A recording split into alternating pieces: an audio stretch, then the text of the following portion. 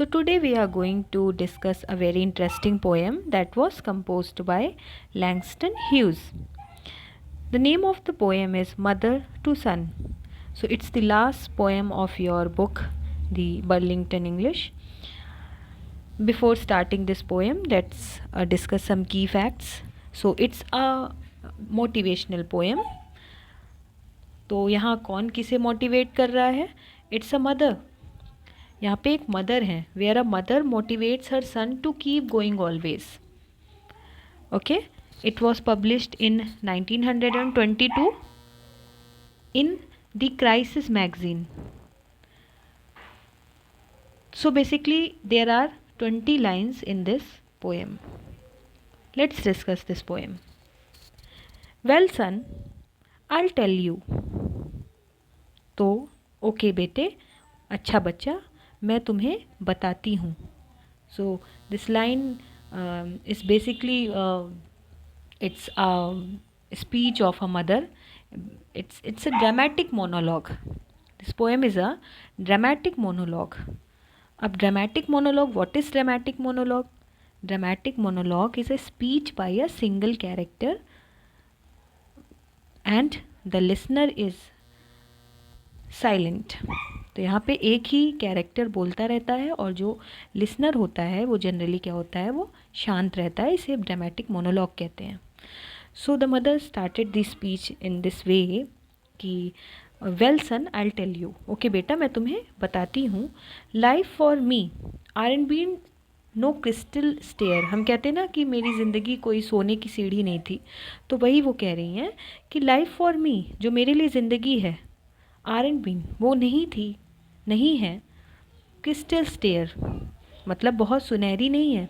ऐसी नहीं है कि मेरे साथ कोई प्रॉब्लम नहीं हुई है. My life was not very easy, वो अपने बच्चे को बता रही हैं. It's had tax in it. Tax मतलब होता है कील, कीले कहते हैं. तो जो मेरी स्टेयर्स थी, जो मेरी सीढ़ियाँ थीं, जब मैं वहाँ से चल रही थी तो उसमें कील थी, कीलें निकली रहती थी. एंड स्प्लिंटर्स, स्प्लिंटर्स मतलब होता है उबड़ खाबड़. Means it's not very smooth. The stairs are not very smooth. जो मेरी लाइफ थी, उसकी जो सीढ़ियाँ थी जिससे मैं चल के गई, वो बहुत स्मूथ नहीं थी.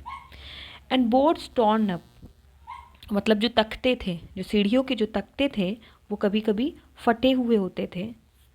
And places with no carpet on the floor मतलब कि मेरे लिए कोई, मैं कभी कभी तो ऐसा होता था कि जो ज़मीन जिस पे मैं चलती थी वहाँ पे कारपेट भी नहीं होती थी.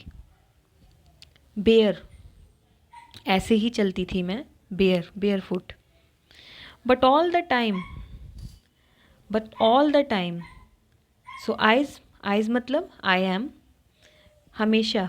आइज बी ना क्लाइंबिंग ऑन, मैं हमेशा, लेकिन फिर भी मैं हमेशा उस पर चलती रही.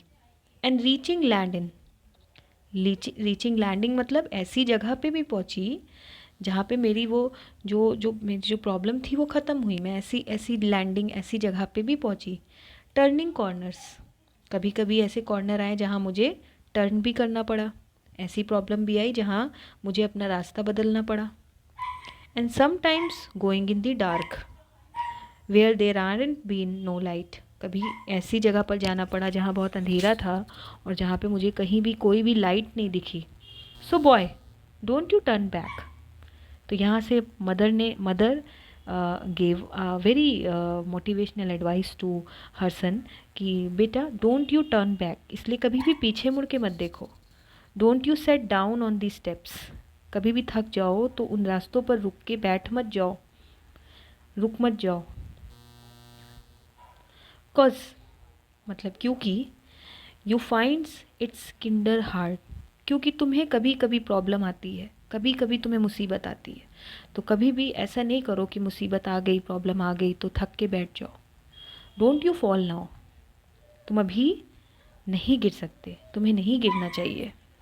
For I still going Honey, क्योंकि देखो आई एम इसका मतलब आई एम, क्योंकि मैं भी अभी भी मैं चल रही हूँ. देखो बेटा, अभी भी मैं चल रही हूँ, अपनी प्रॉब्लम सॉल्व कर रही हूँ हमेशा से. आई एम स्टिल क्लाइंबिंग मतलब आई एम स्टिल क्लाइंबिंग, मैं अभी भी चल रही हूँ, अभी भी लाइफ में आगे बढ़ रही हूँ.